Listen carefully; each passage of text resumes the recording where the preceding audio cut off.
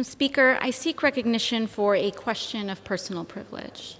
The chair has been made aware of the valid base for the gentlewoman's point of personal privilege. The gentlewoman from New York is recognized for 1 hour. Thank you, Madam Speaker. And I would also like to thank many of my colleagues for the opportunity to not only speak today, but for the many members from both sides of the aisle who have reached out to me in support following an incident earlier this week. About 2 days ago, I was walking up the steps of the Capitol when Representative Yoho suddenly turned a corner, and he was accompanied by Representative Roger Williams, and accosted me on the steps right here in front of our nation's Capitol. I was minding my own business, walking up the steps, and Representative Yoho put his finger in my face. He called me disgusting. He called me crazy. He called me out of my mind. And he called me dangerous.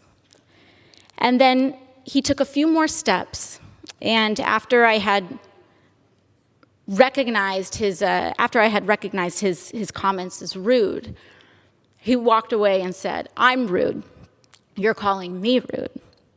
I took a few steps ahead, and I walked inside and cast my vote, because my constituents send me here each and every day to fight for them and to make sure that they are able to keep a roof over their head, that they're able to feed their families, and that they're able to carry their lives with dignity.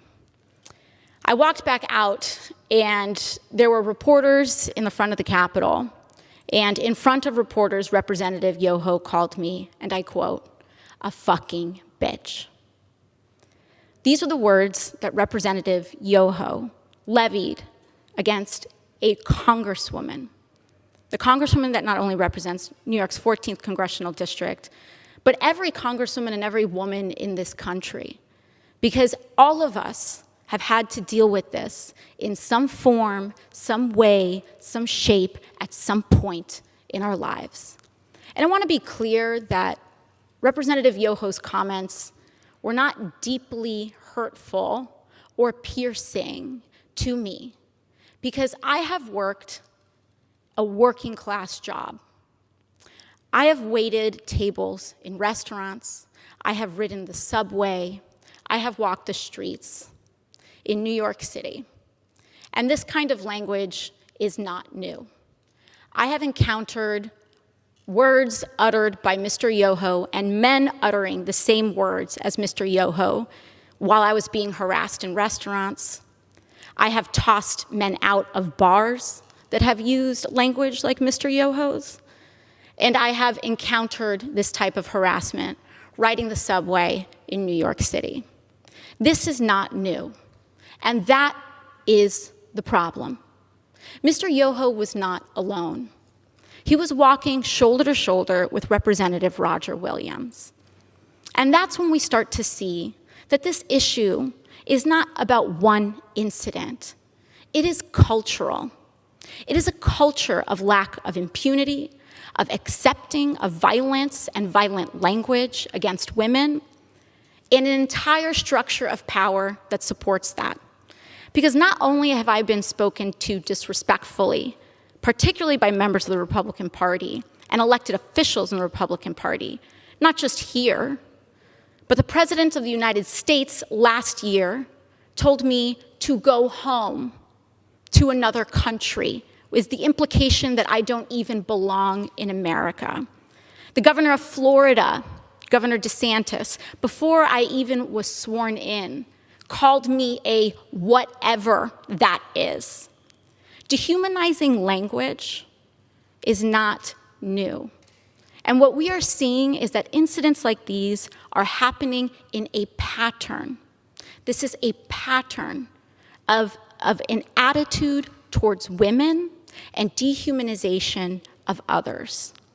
So while I was not deeply hurt or offended by little comments that are made, when I was reflecting on this, I honestly thought that I was just going to pack it up and go home. It's just another day, right? But then yesterday, Representative Yoho decided to come to the floor of the House of Representatives and make excuses for his behavior. And that I could not let go. I could not allow my nieces, I could not allow the little girls that I go home to, I could not allow victims of verbal abuse and worse to see that excuse, and to see our Congress accept it as legitimate and accept it as an apology, and to accept silence as a form of acceptance. I could not allow that to stand, which is why I am rising today to raise this point of personal privilege. And I do not need Representative Yoho to apologize to me. Clearly, he does not want to. Clearly, when given the opportunity, he will not. And I will not stay up late at night waiting for an apology from a man who has no remorse over calling women and using abusive language towards women. But what I do have issue with is using women, our wives and daughters, as shields and excuses for poor behavior. Mr. Yoho mentioned that he has a wife and 2 daughters. I am 2 years younger than Mr. Yoho's youngest daughter. I am someone's daughter too. My father, thankfully, is not alive to see how Mr. Yoho treated his daughter. My mother got to see Mr. Yoho's disrespect on the floor of this house towards me on television. And I am here because I have to show my parents that I am their daughter and that they did not raise me to accept abuse from men. Now, what I am here to say is that this harm that Mr. Yoho tried to levy against me was not just an incident directed at me.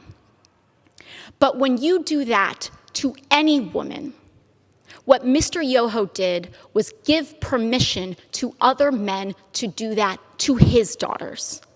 In using that language in front of the press, he gave permission to use that language against his wife, his daughters, women in his community. And I am here to stand up to say that is not acceptable.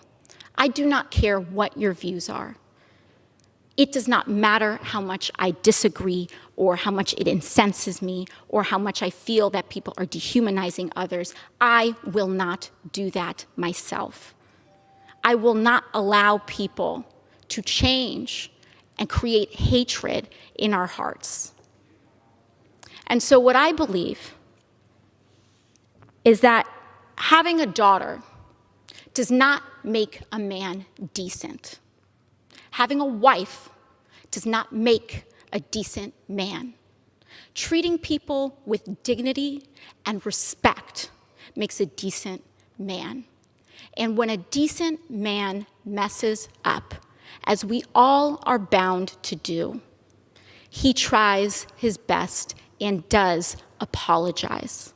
Not to save face, not to win a vote. He apologizes genuinely to repair and acknowledge the harm done so that we can all move on. Lastly, what I want to express to Mr. Yoho is gratitude. I want to thank him for showing the world that you can be a powerful man and accost women. You can have daughters and accost women without remorse. You can be married and accost women. You can take photos and project an image to the world of being a family man and accost women without remorse and with a sense of impunity. It happens every day in this country. It happened here on the steps of our nation's capital. It happens when individuals who hold the highest office in this land admit to hurting women and using this language against all of us. But once again, I thank my colleagues for joining us today. I will reserve the hour of my time, and I will yield to my colleague, Representative Jayapal of Washington. Thank you.